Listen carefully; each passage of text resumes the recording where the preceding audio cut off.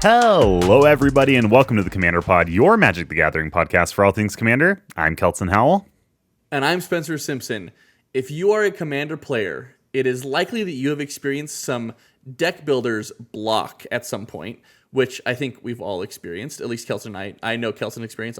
I'm experiencing, I think, a little bit right now myself. Or even there's like some decks maybe that like you are still excited to build, but you're having a hard time sitting down and making the last cuts or adding the last few cards. Like everyone experiences these deck building slumps at some point. Totally. And the point of today's episode is to help you get over those, because it's, and not that it's a problem, not that you have to, I guess, but like you want to, you enjoy playing Magic, right? We want to keep playing the game that we like. Yeah, absolutely. I think that deck building is inherently like a very creative part of playing Commander.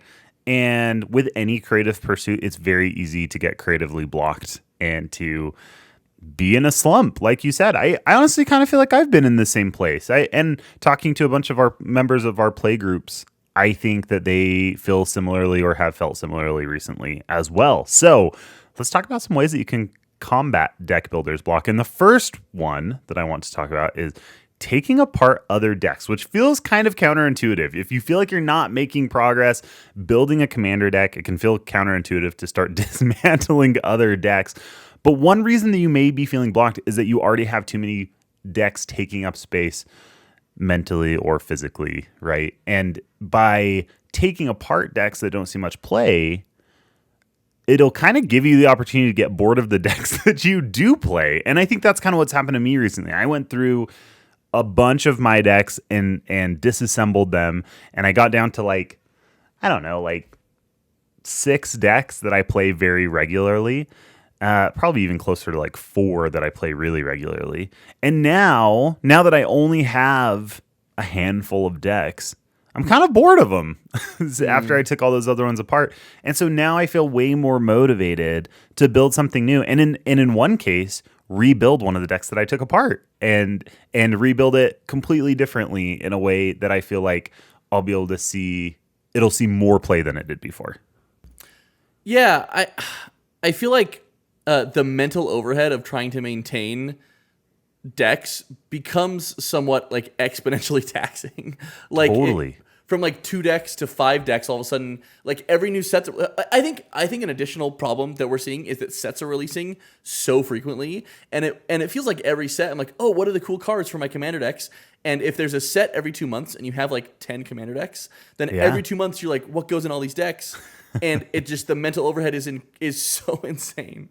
It really is. It is so hard to keep up with. Yeah, and so I think actually like what has helped me a little bit recently is just not updating my decks very frequently. Yeah, not updating decks very frequently. It's just like building a deck and be like, sick, I'm happy with where this is.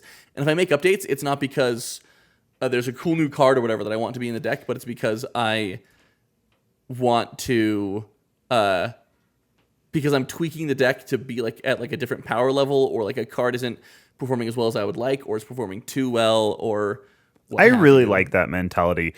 I don't remember the name of the person, but there was a YouTube video of a person who every year takes apart all of their Commander decks and then rebuilds whatever decks he wants to play for that year, for the new year. And that's a little more brave than I am, because that sounds like a lot of work. But I like that idea that you should just build a deck, play it until you get bored of it, and then disassemble it. And then if you're like, I actually kind of like that deck, just rebuild it. It's because you're going to rebuild it into something better. So you don't need to feel like you always have to update your decks. Just play them until you don't want to play them anymore, and then take them apart or rebuild them. Yeah, I think the hard part with taking a deck apart is that you've put in the effort of building a deck. It's like sunk cost fallacy adjacent, where like I put in all of this time to this deck, and this time will have been wasted if I just take this deck apart. And that's not true, because you've been able to play this deck. You've gotten some enjoyment out of it, though clearly not enough if you're wanting to take the deck apart. And you've gotten like the experience of like building a deck, and you've learned about it. Like one of my favorite things that I've learned in the past like year since we've been doing this podcast, a year and a half now, is the type of decks that, or the type of effects that I think are just like unfun. and things I don't want to include in my decks. And my deck building, I think, has grown a ton, even if I've gone through these slumps of deck building, or I've built a deck that like I've ultimately taken apart. I've learned like, hey, this is too powerful for this, like for my play group, because our play group more and more, like we have varying power levels, but we kind of play pretty much the same power level, like right in the middle, just mid power, straight across, just straight across mid power, super consistently. Yeah. And so it's gotten to the point where like I'm understanding things that like are acceptable or are not acceptable in mid power. Like I think, and for our play group specifically, right? For our play group specifically, yeah, sure. Like your play group can do something different.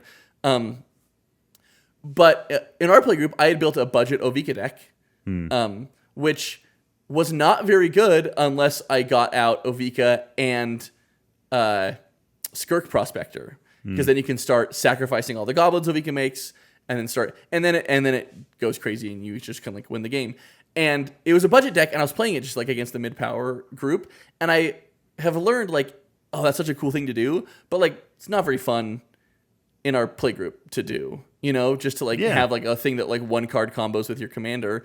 And so I'm happy, and I've taken that deck apart now. And do I want to build a VK again in the future? Absolutely. I will probably build it at a higher power. I think Force of Will and Fierce Guardianship and Deflecting Swat are all freaking sick in Ovika because you just get resources for free. Totally. But it's it was educational, even if it wasn't, you know, permanent to be. Yeah, and one thing that I think we need to remember to combat that sunk cost fallacy is you still have all of those cards that you put in Ovika, and you still have the deck list. So taking it apart doesn't really mean anything, because tomorrow you could sit down tonight after we stop recording and pull up the old deck list and grab the cards out of your binders and put the deck back together. Yeah, absolutely. Yeah. So it's really just saying, you know what, I'm going to take this deck out of rotation for a while and either just stop playing it altogether, or I'm going to, if I miss it, then I'm just going to rebuild it and make it into something different. Yeah, and I think taking it fully out of rotation can, like, I don't think I realized how much just having a deck put together in paper, and like when I have to like when I'm looking through my decks, deciding what to take to like a commander night, I'm like, oh yeah, I have like these like 5 decks that I've never taken. Should I take them and try to play them again? Like I don't think I realized how much that overhead, or just thinking about it in the back of my mind, was taking up space. And so just actually taking them apart and saying, this is not an option anymore, it can be in the future if I want to, like, is so helpful. And I think one thing that I might actually try to do, if we're talking about taking apart decks, is actually go through my Mox field and just clear out some of the historical stuff. I have a folder for deprecated deck lists. Yeah, I have an archive like folder as well, but I do have a bunch of like budget decks that I've like kind of brewed, or a bunch of non-budget decks that I've brewed, and it just gets so bloated with all of this like historical data that it makes it hard for me to even be in Mox field and like think, like it becomes stressful a little bit to be like, oh, there's all these options I have. What, I should build one of these because I started working on them already. Why am I trying to pick another one? And I think actually clearing up the space for those can help give you the mental space and also the permission, weirdly, to be like, I can move on from this one and I can build something else instead. I love that idea. And I think it's something that I need to do, because I used to keep my Mox field extremely clean, and I looked at it the other day, and it's very messy because there was a phase where I was brewing a lot and I wasn't keeping things tidy in my Mox field. And I wonder if that's contributing to the deck building slump that I'm currently in, is that everything's messy, nowhere's in its place in terms of the Mox field deck list that I have working on. That, you know, I have a couple of dozen just the random deck lists not in their folder structure that they should be in.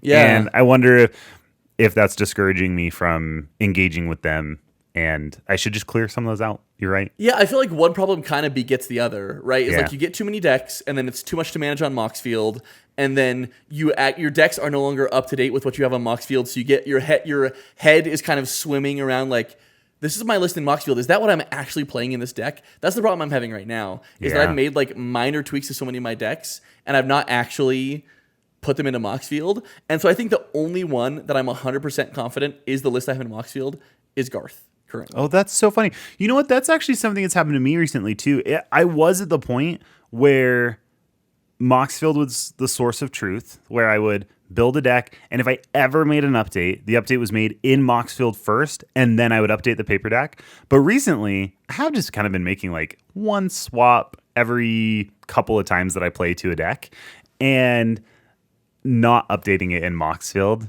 And I think you're right that I think about that more than I should. I should just go through and update the decks in Moxfield. Yeah, it like stresses me out, right? It's like, oh wait, okay, like do these match? And I don't want to take the time to like match them all up. And there's some of them that if I'm not caring enough about them to do that, I should probably just take them. Like one that I've been considering that I actually might not take apart because I looked at this the other day and it's freaking awesome. It's such a cool deck. Is my Faldorn deck. I haven't played that deck for almost a year. Wow, really? Yeah, I haven't played it in a long time. Yeah, it's probably over a year because we started doing our power levels. We started adhering to that pretty closely in our play group, and it's just like you never updated it. I never updated. Yeah, at the time it was running like Dockside Extortionist and I think maybe just Dockside. It might have been running Mana Crypt too, because I had just gotten them and I was like, cool, I'm gonna upgrade these. And then it was too high power for our play group, so I wasn't really playing it. And then those bans happened, and so I took them out of the deck, and I just had 2 empty sleeves in the deck box. And just like, and then I needed like the Ren's Resolve for something, so I took that out. And you also had a new Gruul deck that you had brewed, and you were playing it more often. Yeah. So it's just like, I cannibalized a bunch of my decks for the starter decks that I made, the beginner decks for players, and so there's like. My Will Help deck is like non-existent anymore, so I should just take that all apart. But it's like sitting half of it in sleeves and then half of it just like empty sleeves in a deck box. And so what I started doing actually is on my Moxfield, I had a folder that was like my current builds. And then I just made a completely separate folder called Keepers. And I moved Garth over to that list, made sure it was 1-to-1 with everything I had in this list. And currently Garth is the only one in this list. And so I need to update this because that was like now 2 months ago. But like, so like I played Strefon recently. I played Garth recently. I played Sidri, which is super not up to date with what's in Moxfield. And I want to take a good look at Sidri because And you've been loving playing Sidri. I've enjoyed it so much, but it stresses me out a little bit because there's stuff in there that's like a holdover from when it's budget. And I put in like a couple new cards just so it can hang at a table at our playgroup, but it's not like ready for that necessarily. And so can I read you all of the ones in current builds and then we can talk about the amount that I've actually played in the past like couple months. So we've got Tana and Tevish. I have played that. We've got Sidri Galvanic Genius. I played that one. Not up to date with the list. Strefon. Not up to date with the list, but I have played that one. I did go through before our last Commander Night to update that one a little bit to make sure it wasn't playing any game changers anymore because it was playing game changers. So it's pretty close to the list.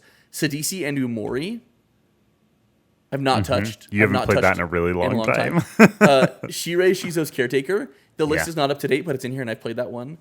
And then we have 5 in a row that I don't think I've played in a really long time. Radadravik, Lathril, Jury, Faldorn, and then my Chill Tassiger deck, which I've brought to a lot of nights and have just not played. And haven't played. So like, wow, that's so interesting.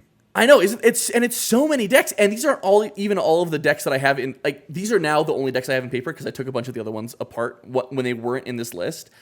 But I think my like next initiative, and I don't want to talk about it as an initiative because I don't want it to be like feel like a big thing because I feel like that's like what we're trying to avoid is that it feels like a big thing to take apart your decks. But like, I think sometimes just like starting over, and not starting over of like taking all your decks apart or whatever. But for me, I'm like starting over being like, what decks do I actually like? What am I actually excited about playing? And so far, it's Garth. And you should here's a good way that you could break it down, maybe, because I know that you bring Garth to every Commander Night and you play it every Commander Night. Yeah. I would say like on the next one, bring Garth and then pick one other deck and get that deck updated. Oh, okay. Yeah, I like that. And just bring those 2 decks. And then once you feel like you need to add in another deck to the mix, then pick another one off of that list. I like that. I like that a lot. Yeah, I think that I'm going to do that with Sidri. Like that's a no-brainer that I'm going to like update Sidri because those are the ones that I've enjoyed playing the most recently. Yeah, that's awesome. I love the way that you're approaching that. I think that's great. So, number one way to combat what are we calling this? Deck builder's block. It's like writer's block, but for deck building. Deck builder's block is to clean things up, take apart your other decks, clean up your deck lists, and just give yourself some space to be creative. The second one that I want to talk about is imposing a restriction. I think that it can be really, really helpful to impose a restriction on yourself as a way to plant a creative seed. There's a saying that I love that creativity loves constraint. So if you can give yourself some sort of a constraint, you have something to be more creative with. I think one of the easiest ones that works really well is budget. We do this a lot. We have a lot of budget nights where we say, hey, we're all building $25 decks. The only thing that's not counted towards that is basic lands. And that's a tough challenge, but it really makes you think differently about the types of cards that you're including. Yeah. Especially, I mean, from a budgetary perspective, it helps you think about the different cards. I do think we implicitly put another deck building restriction on the decks as well, which is like a power level restriction, which is which I think is like a constraint in and of itself, right? Like, and something that was really helpful for me a year ago when we were first building decks again was to actually impose that power level restriction. A budget can kind of do that, I think, implicitly, because like you can't play like you can break budget decks, but for the most part, it is going to put you in a low to low mid power bracket range. Yeah, absolutely. Unless you're playing Izzet, that's kind of where you're at is low to low mid. And so but I think like power level is like huge for me for that too. Like I think about my Wilhelm deck forever ago. Like, I don't think I would have ever played Invasion of Innistrad or Invasion of Amonkhet in the way we were deck building prior, which was just like kind of in the as efficient as commander. Possible. Yeah, exactly. And so it was like that pivot to, okay, here's the type of games we want to play. Though if you're already there, that's clearly not going to be something that's going to help you get out of a writer's block if you're play groups or a deck builder's block because that's where we are right now. And so I think budget is a really great one. I think another one is just to put another like synthetic restriction on your deck. Like you have your Corvold deck, you're going to build it as a Corvold Foods deck, right? You're not going to include treasures, or you're not going to include, like crazy free sacrifice outlets. Yeah, even like Evolving Wilds. I'm building Corvold so that the only thing that you can sacrifice without Corvold's ability, or the only thing that you can sacrifice as an outlet in Corvold are foods. Yeah. Yeah. Awesome. Which is cool. It's fun. Awesome. And it takes a commander that is traditionally very broken and chills it out a little bit, which is great. And it will still be good because it's Corvold, but it'll fit better into the power level that I want it to play at. Yeah, and it'll be flavorful and fun. It'll be great. We have a listener that did an Arami 3 CMC only deck. Mm-hmm. That one was cool. I should have prepped their name. I forget their name. The Faux Pas is in our Discord. I don't know if they're shout out Faux Pas in our Discord. But like that's a cool deck building restriction, and it's like a good deck too. I think I mistakenly often will like think about putting a restriction on the deck, and feel like it's always tied to power level of like sure. And I think to some degree it is typically right, because like if I am putting a restriction on my deck to not play certain cards, it's typically because those cards are very broken and make the deck very like one dimensional, and so I'm trying to like do something else, but that doesn't mean you can't like build a cool deck with a cool restriction at a higher power level. Totally. You're just doing maybe a more a broader restriction, I guess, or a more narrow restriction. A restriction that applies to more narrow things but allows like or whatever. I don't know. Yeah, and there are things built into the game. Like you had a CDC deck, and then you were like, I need something to freshen this up. I'm going to build it as an Omori companion deck.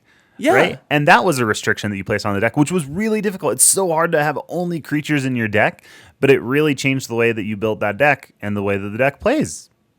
Yeah. And now I don't play it anymore and I'm taking it apart. But that doesn't mean that that's not a successful formula for building decks that you're excited about. Because you did play it for a long time. I did. Yeah, I played it and I was really excited about it. I thought it was really fun. And now you just love Tassiger. And now I've seen Teval play, and it's just better CDC, so maybe I'm going to do that instead.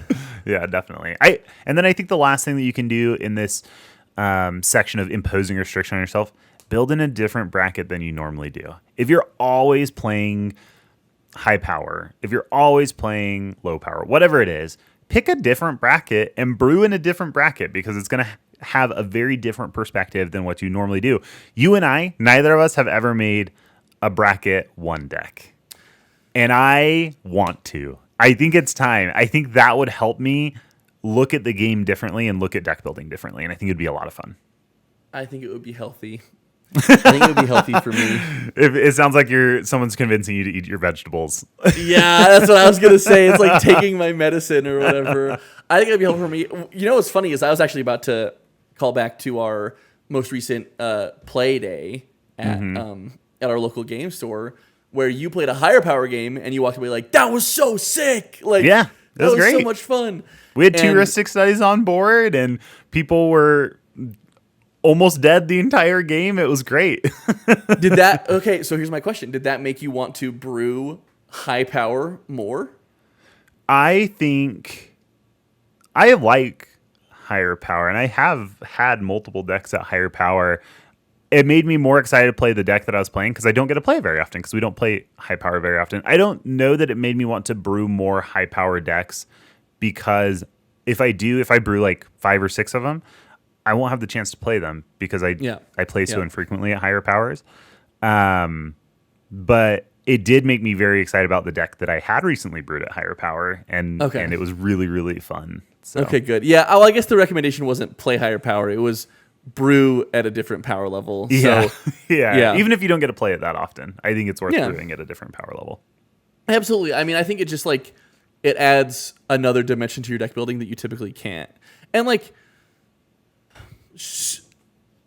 if you're playing if you're now brewing at like power level 4 or whatever, and you're playing a Grixis deck, like there are more kind of auto includes, which make deck building more linear. But maybe that's like helpful, right? Maybe it's like, okay, sick. Now I'm including Deflecting Swap, Fierce Guardianship, Deadly Rollick, and I don't have to think about 3 cards in my deck, and I can focus on like the different combos I want to be doing or whatever, or I don't know. Totally. You're engaging with it in a different way. You're now thinking about how do I efficiently execute my game plan instead of how do I creatively execute my game plan, right? Yeah, how do I make this the most fun goals for everybody while also, exactly. Yeah. I love it. The next section is to get inspired by other formats. I think that it can be really healthy as Commander players. It's the most popular format. I know a lot of people play pretty much only Commander, which is a casual format. Check out some other formats to find cards or interactions that you might want to build around. An example of this that I have is it's still a brew. I haven't built it. I haven't finished the deck list, but I remember playing Vintage Cube and seeing Dream Halls as a card. I guess I should read it if I'm going to talk about it this much. Dream Halls is 3 blue for an enchantment. Rather than pay the mana cost for a spell, its controller may discard a card that shares a color with that spell. So it changes the cost of your spells so that you can just pitch cards to cast your spells. But it works for everybody at the table, right? It's not just you that gets this benefit.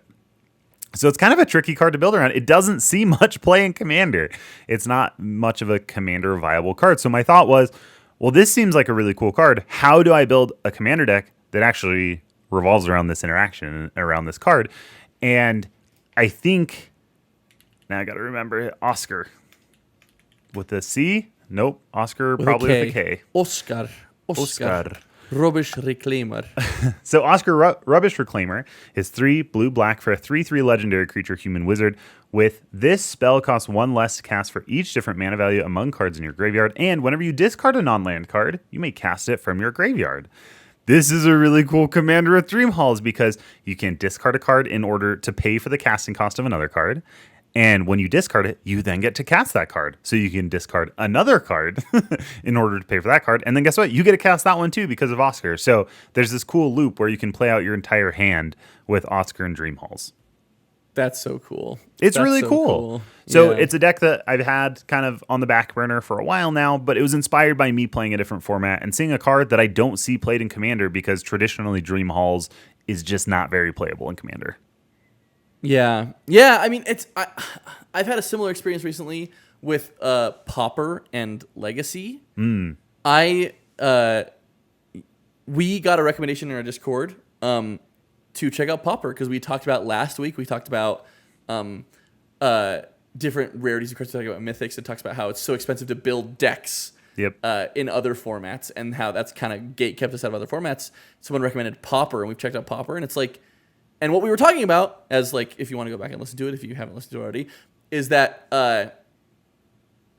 in Pokemon, it's like $50, $60, $50 to $80 or whatever to build like a meta deck that you could go play in like standard. In Pauper, that's about what it is, $50 to $80 to build a meta Pauper deck that you could go and play and do well, which is like our dream scenario for like a eternal format, right?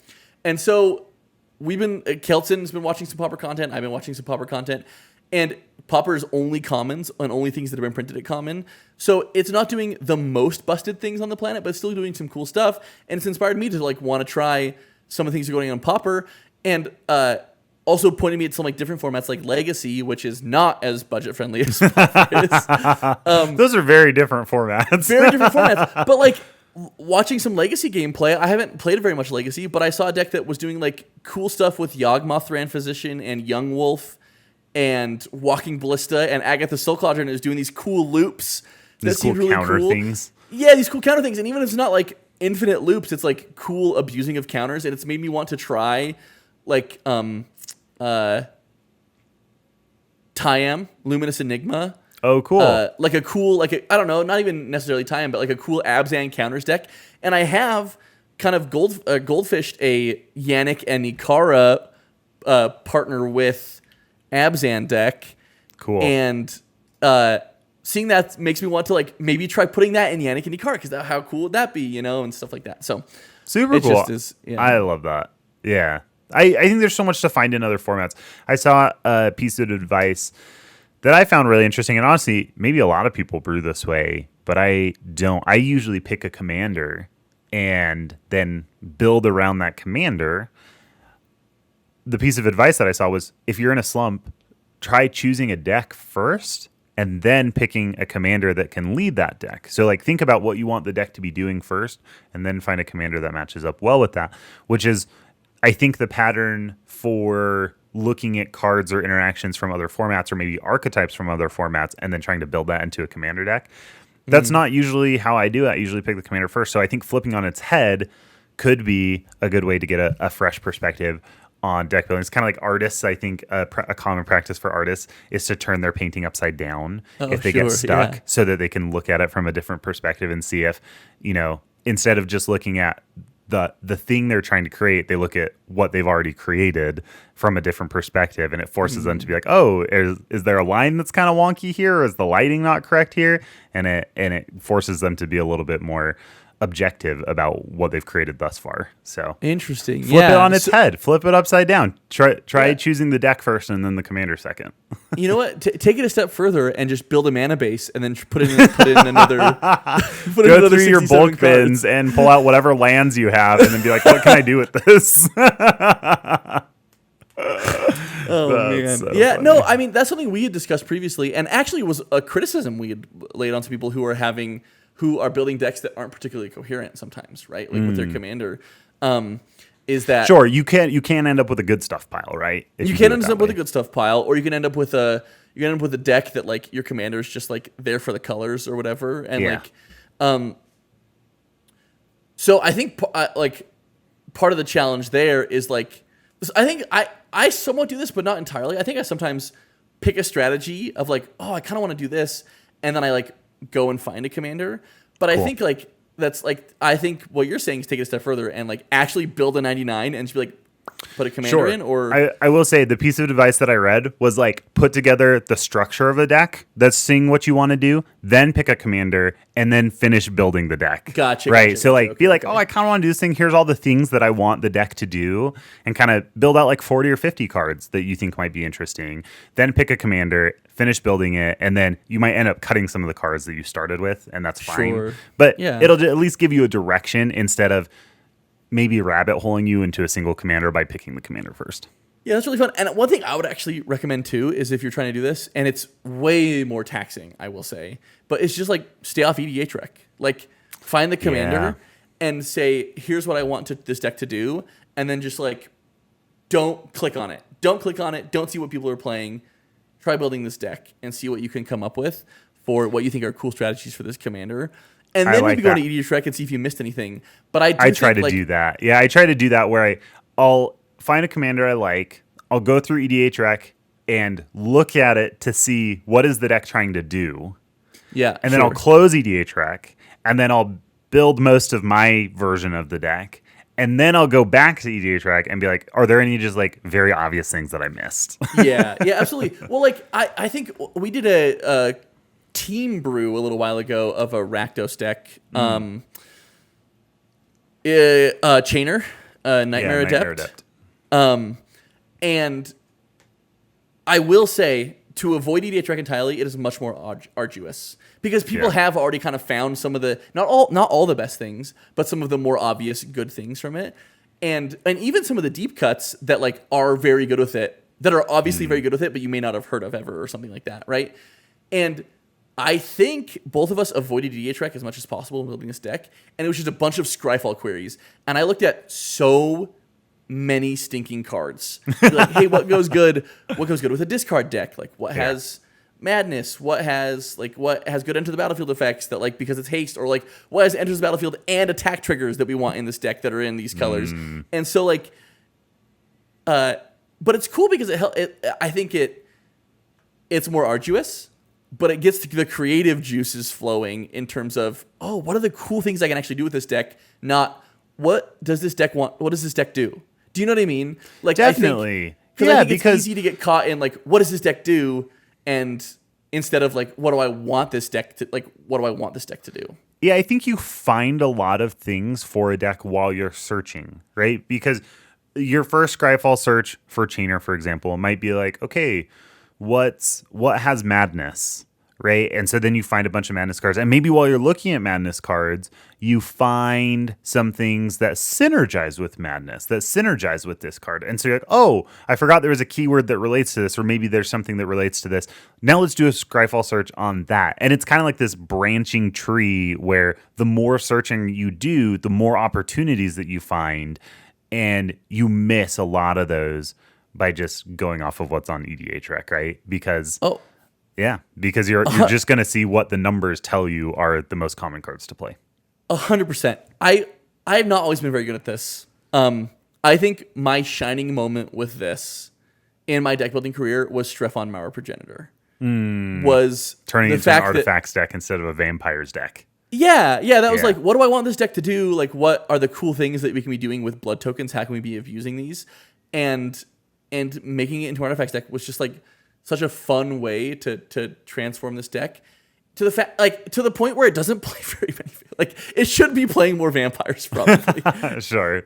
But like, and that has made the deck like, it's still one that I like sometimes don't play or don't bring because it is like a little bit fragile in its construction or in the way it plays.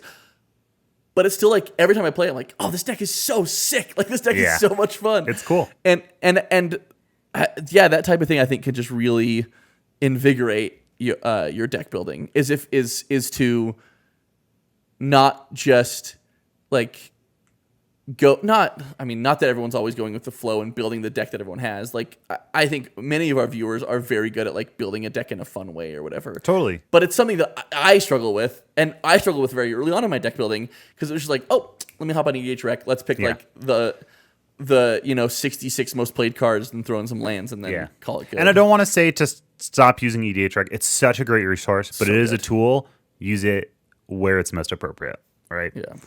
All right, let's move on to the next category. This one's called lowering the stakes. And I think that's because sometimes building a commander deck can really feel like a big investment of time, of money, of brain power. But there are some things that you can do to lower that barrier to entry and help get yourself started. Because getting started is always the hardest part, right? Getting to the gym is always the hardest part of working out.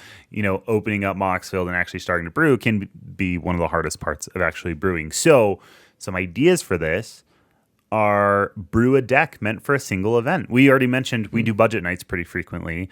And that's really good because when I build a deck for budget night, that's all I'm building it for. Right, is one night only. And I usually end up keeping the decks or updating them, but I have quite a few budget decks that I built, I played it 3 times for that budget night, and then I either disassembled it or put it away, and I haven't touched it since. And that's great. Yeah. Can I ask a follow-up question? Sure. How do you then translate that? I was going to say liaise that, like liaison. Is that a word? I don't know. Maybe that's not a word. Probably. How do you then translate that? I'm going to look that up after this. How do you translate that into like reinvigorating your deck building? Because I feel like what happens to me sometimes is like we'll do an event and I'll build a deck. I'm like, oh, sick, that was fun, and then I still am kind of in my slump for deck building because that deck was just for a budget night or whatever. Yeah. Well, I mean, I'd say if you feel like if the barrier for you or the block that you're experiencing in deck building is that you can't find something interesting to build, then just build something.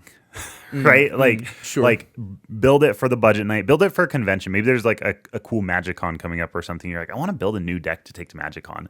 Build it for the MagicCon. And if you want to keep it after, that's great, but there's no pressure to. Or even just like a date on the calendar. If you have a regular game night, say like, hey, next month I want to bring a new deck just because my other decks are feeling stale.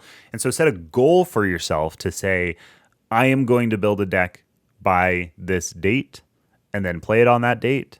And then don't feel like you have to keep playing it after that. And I think similarly, you can just brew a deck with no intention of building it, right? That's another way to lower that barrier to entry, lower the stakes, is to say, yeah, I'm gonna brew something, but it doesn't have to turn into a paper deck. I just do it as the exercise to get it out of you, to test an idea. I mean, how many decks do you have in your Mox field that's just, a graveyard of decks never made, but you brewed them, and that was a really great experience. Yeah, absolutely. And then feel free to like archive it or delete it or whatever. Just be like, oh, I did this. I don't love it. I'm throwing it away or whatever. Yeah. Like, it's not a waste of time to have spent time trying to get those juices flowing. And I will say, like, as I've thought about it, budget nights, like one of the biggest things that happens to me on budget nights is I build this fun budget deck. And then I walk away from the budget night and like, oh, that deck was so fun to play. How much more fun would it be to play if it wasn't in a budget? Like, how fun would it be? You know what I mean? How fun would it be to play on like a normal commander night when it kind of has some of the pieces to get it going in a way that I couldn't make it happen. In the budget, But there are other times, if you remember, we did do a budget night for the Transformers when they made the Transformer cards, and everybody got assigned a random Transformer, and they had to make a budget deck based off that Transformer. You got Jetfire, mono blue artifacts. Mono blue artifacts, which turns out to be pretty good. Yeah, it was great, and you brewed it, and it did very well. I don't think you've ever played that deck again after that night. Nope. Yeah. Nope. And that's awesome. But you had a lot of fun building it and playing it for that night. Yeah, absolutely. Absolutely. Yeah, and it was a really good time. And it did it reinvigorate my deck building? I don't know. Maybe not that one. Maybe not that one because I didn't walk away saying, cool, I want to upgrade Jetfire or like or whatever. But like but you did, but I will say, you did build. But I did brew a deck. I did brew a deck. So you can do these challenges where it's like a one-off thing. I think that's one cool thing that is it Archidect that does the monthly deck building challenges where they put out like a prompt or a theme or something. Yeah. And everybody brews a deck and submits the deck list. And I'm sure most people don't end up building the decks that they brew for that, but it's a good deck building challenge to get you brewing and to get you thinking. Yeah, I think that's a really good point. And I think I maybe am missing the point of this one a little bit of like that it doesn't have to get you back into the brewing mood, but the fact that you've done some brewing like, is a way to overcome the fact that you're actually not brewing. Yeah, absolutely. So I that's great advice. I think another thing you can do to lower the stakes, just net deck or watch gameplay to see if a deck is something that you'd be interested in committing to. It's always fun when I see a game and I'm like, okay, wait, I had never considered that commander. That's really cool. I like what it's doing. Maybe I want to build it. Or you're like, maybe I want to build that. I'm just going to copy their deck list, goldfish it a few times, or take it, play it online on Moxfield or something like that and see if I like the deck. And I've done that. I remember I heard about Rachel Weeks' deck. I think it was the mono white Transformer. Ratchet. Yeah. Field Medic. Is that what it is? Uh-huh. Yep. Let me read that one really quick. Ratchet Field Medic is 2 and a white. Oh, I shouldn't read it. It has 2 sides. 2 and a white for a 2/4 legendary artifact creature robot with lifelink, and whenever you gain life, you can convert Ratchet. And when you do, you return an artifact card with mana value less than or equal to the amount of life you gain this turn from your graveyard to the battlefield tapped. And then on the other side, it is a 1/4 vehicle with lifelink, and whenever one or more non-token artifacts you control are put into a graveyard, you convert it. So it was this really cool artifact deck that was bringing stuff out, sending it to the graveyard, bringing stuff out, sending it to the graveyard, and just continually flipping Ratchet and like recurring all these really cool artifacts. And I remember hearing about that and thinking, that's so cool. That's a really cool deck. And so I copied it into a Moxfield list.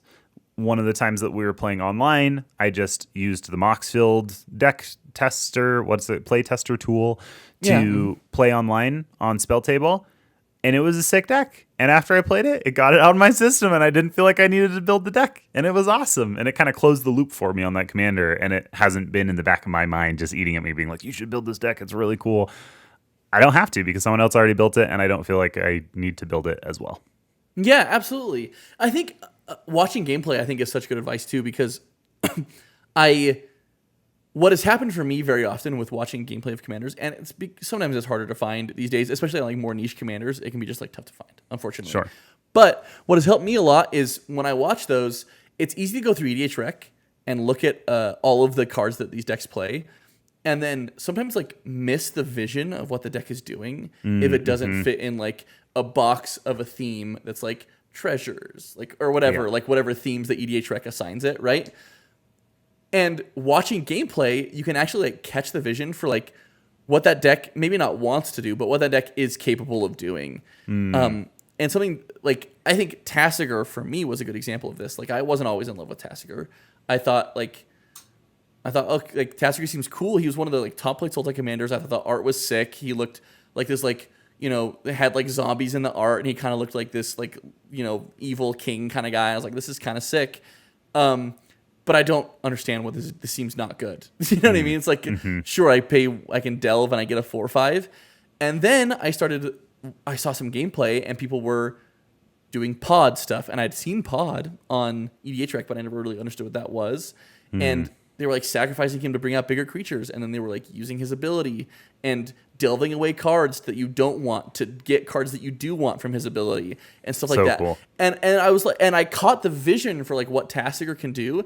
And then I was like so stoked on Tasigur, but like you don't get that from just like looking at the cards on EDHRec, right? Like sure you can read Neoform or Eldritch Evolution or Birthing Pod, but like, and probably you'd put that together. I was too stupid to see those and be like, oh, no, it's so true. 6 mana. You also don't know how good it is until you see it in play, right? I remember seeing the new Gilgamesh card from Final Fantasy, which is like a mono red equipment commander, and it's 6 mana to play, and it doesn't have haste. So I was like, this looks not very good. And then I saw a gameplay video of it, and I was like, okay, this looks fun. The deck works. It actually works pretty well too, and that made me really excited about that commander. And it's not something that I would ever have considered building before. But because I saw it in action, I was like, okay, I caught the vision now. I see how it works. I understand which types of cards you would want to play in this. And it made it much more exciting to me. That's cool. That's so sick. Yeah, it's sometimes it takes people smarter than you who has caught the vision of this to play it and show you it for you to be like, oh, I understand it now. This is so cool. Yeah. Yeah, I've got a laundry list of commanders that has happened where like at a game store or a game night, I see someone play deck and I was like, I thought that commander was unplayable and it's so cool, right? It's really fun. So watch some more gameplay. Okay, the last section that we want to talk about to fix your deck building block. Stop building, right? Sounds a little counterintuitive, but it is okay to help yourself feel okay with the decks that you do have and try to relieve the pressure of needing to brew something new. You don't have to deck build, right? This is a hobby and it's a casual format. So none of you are probably getting paid to play this game. We're not even getting paid to play this game, right? So focus on something else, right? So you could, instead of building a new deck, you could focus on upgrading or tinkering with your existing decks, or you could just take a break in general and focus on another hobby for a little while. Yeah, go play some League of Legends or something. Yeah. Rainbow Six. Yeah. Those are all the games that you play. Oh yeah, absolutely. Go play some Popper. Yeah, go play some Popper. That's still Magic. Here's the thing. True. Sometimes when the boat is going down, the safest thing to do is to jump off the boat. You just get off the boat before it pulls you down with it. But I think like I like the stop brewing or stop building, and I really, really like just focusing on upgrading or tinkering with his existing decks. And like to some degree, like getting your house in order. Like that's what I'm focusing on right now is like, I'm going to make sure I have, X decks. I'm going to start with one deck. And then I really liked your suggestion of bringing one each time in addition to Garth, because I love Garth and Garth is coming every time. And then tinkering with those. And then as soon as, and I'm going to set myself like, I think like an upper limit, but it is so refreshing to not have to start from like the ground floor on a new deck when you're not really feeling like inspired by anything. And I think that sometimes can be the problem too, is like, we didn't really talk about this very much, but like sometimes it's not that like, sometimes just nothing is like inspiring. And that's happened to me so many times where like, oh man, nothing seems exciting to build right now. Like nothing is like really catching my eye. Or if it is, it's like way too busted. Like Kefka seems cool, but like I'm not going to build a casual Kefka deck. Like that's doesn't seem cool or exciting to me. And so I still am kind of just like right now I've not brewed any new decks, and I think my next one's maybe going to be never mind. I'm going to do this thing we're talking about where I'm bringing one deck in addition to Garth. Yeah, because I do like the idea of, hey, there's nothing new that's exciting me. I'm going to pick an existing deck that maybe I'm not playing enough, or maybe I've been worrying about it that it's not in the right place. Just completely rebuild it. Yeah. Take an existing deck that you have and rebuild it. Or pull up the deck list, dump the 15 to 20 cards that you're not sure about into the sideboard, and then do a bunch of your Scryfall searching and find the new cards that you might want to include in their place, right? So I think that overhaul idea can be super refreshing. I have a few decks that I'm excited to do that with, and if I can, maybe I'm not going to brew, and maybe I'm just going to focus on one of those instead. Yeah, absolutely. Can I make one more suggestion that I just thought of? Yeah, absolutely. I think an exercise I'm going to try, because I think I'm going to take apart my Sidisi no Mori deck. Okay. I've enjoyed the deck. I've just not touched it in a really long time. I think creature decks are very fun. I think I like doing more than just casting creatures. I think that's super true. I think it's something that I just enjoy in Magic. Just like creature go is not like really my jam, I've discovered, and that's fine. But what I think the exercise I think I'm going to do with this deck is to go through the deck and with each card, like find the cards that I'm most excited to play in that deck. And then if they're legendary creatures, be like, hey, is this something I would be excited about building around? Yes. And if they're not, be like, this is so cool. Like, what other decks could I try to build that would enjoy this effect in the deck? And I think that way you can kind of still play the cards you're excited about. And then like that's kind of what happened to me with Garth, is there was a lot of different like cards that I was excited about playing, but I could never really find like one deck to put them in. And so they all just ended up in my Garth deck, right? That's cool. That's how I got my Grima deck too, right? I had Ukima and Kazur, and I was like, you know what? I don't know that I'm going to build this deck in paper because I'd been playing it a lot on Moxfield. And I said, I don't think I'm going to build this deck in paper, but the one interaction that I really, really like has to do with Grima. Why don't I just build a Grima deck? And now that's become one of my favorite decks, and it's one of the decks that I play the most often. Yeah, absolutely. Absolutely. Yeah, so I think that's maybe a worthwhile exercise as well, is like, cool.